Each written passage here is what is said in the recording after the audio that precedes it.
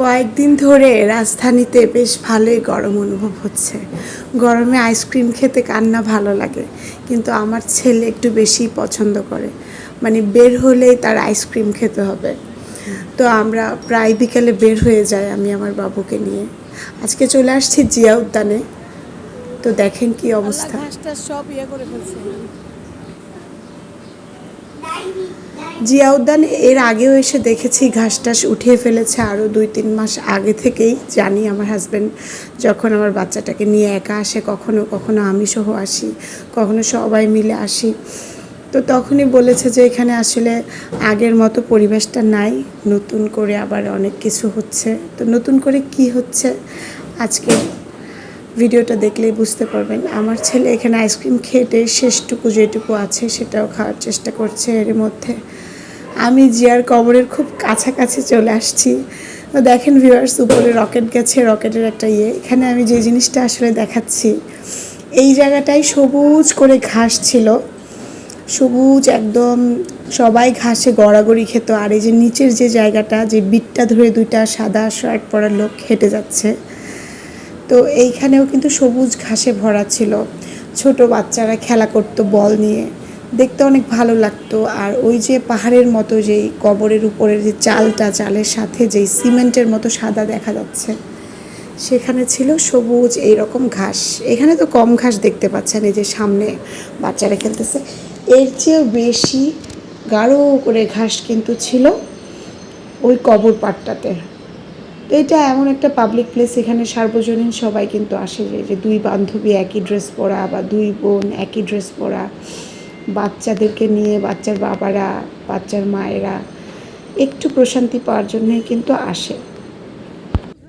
সাত আমাদের বাদাম খাওয়া হলো, আইসক্রিম খাওয়া হলো, আর কি খাবো আমরা? এই খেজুর গাছেরই, খেজুর গাছ। আকাশ দেখছো? আকাশ, বাদাম, লবণ, লবণ খাও, বাদাম, বাদাম, লবণ।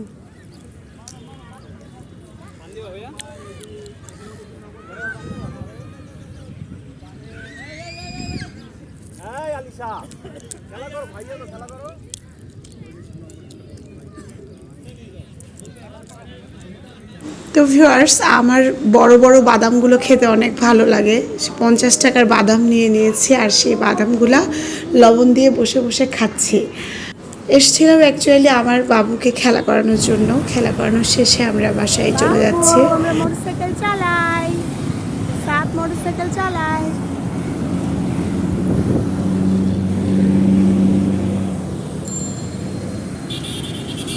ভিউয়ার্স, এইবার কিছু ইম্পর্টেন্ট কথা বলি। কথাগুলো হলো, আমি জিয়া উদ্যানে যে জিনিসগুলো আমার ভালো লাগে নাই, এই জন্যই জিয়া উদ্যান নিয়ে এই ব্লগটা করা। সেটা হলো, ঘাসটা কেন উইদাউট করে নতুন ঘাস কেন লাগাতে হবে? আগের ঘাসই তো ভালো ছিল। আর নতুন ঘাস লাগাবে কিনা আদৌ তো আমরা শিওর না। আগের প্রাকৃতিক ন্যাচারাল যে ঘাসটা ছিল সেটাই কি ভালো ছিল না? ঘাসগুলো উঠিয়ে ফেলাতে আমার খুবই খারাপ লেগেছে। আমার না, শুধু অনেক পাবলিকেরই খারাপ লেগেছে। আরেকটা জিনিস হলো, এখানে সন্ধ্যার পরে যেহেতু দেখতে পেয়েছেন জিয়ার কবরের ওইখানে ঘাসগুলো তুলে ফেলা হয়েছে সংস্কারের নামে। আসলে এখন কি বলবো, আমরা সমন্বয়কদের নিয়ে বা এখন যারা ক্ষমতায় আছে তাদের নিয়ে তো কিছু বলা যাবে না। তো তারা তাদের ইচ্ছা মতো করছে সংস্কারের নামে, এখানে অনেক কিছু উঠিয়ে ফেলতেছে, কিন্তু ভালো জিনিসগুলো আসলে করছে না। এখন ভালো জিনিস বলতে আপনারা বলতে পারেন ভালো জিনিস কি? এখন ভালো জিনিস কি সেটা খারাপ জিনিস দেখার পরে আপনি বলতে পারবেন যে ভালো জিনিসটা আসলে কি। সন্ধ্যার পরে এখানে যেহেতু আমরা সবসময় আসি, আমরা অত বেশিক্ষণ থাকি না। আমরা আমাদের বাসা থেকে এই সাইডটা কাছে হয়, তারপরে উত্তরা দিয়াবাড়ির দিকে কাছে হয়, রমনার কাছে, যেদিকে যেদিকে আর কি কাছে হয়, আমরা বিকেল টাইমগুলো বাচ্চাদেরকে খেলা করানোর জন্য এখানে আসি। সন্ধ্যার পরে যেটা দেখি, এখানে আসলে খুব খারাপ পরিবেশ থাকে, যেটা হয়তো দিনের বেলাও থাকে। প্রেমিক প্রেমিকা সেই পর্যন্ত কিন্তু মানা যায়, বা এখানে যারা আসে যুগল যারা আছে খুব খারাপভাবে বসে থাকে, সেটাও না হয় মানা যায়, কিন্তু এমন কিছু ব্যবসা এখানে চলে। আমি এখানে কোনো পুলিশ দেখি নাই বা কাউকে উঠিয়ে দিতে দেখি নাই, সন্ধ্যার পরে দেখি এখানে আসলে খুব খারাপ অবস্থা চলে। এখানে প্রস্টিটিউটরা এসে দাঁড়িয়ে থাকে, অনেক বুড়ো বুড়ো লোকজন, সেখানে এত সব কুকর্ম চলে। আসলে প্রশাসন কেন এগুলো দেখে না? সাধারণ মানুষ আমরা যখন চলতে ফিরতে যাই আমরা এগুলো দেখে লজ্জা পাই। যাই হোক, আজকের মতো বিদায়, খোদাহাফেজ, সবাই ভালো থাকেন।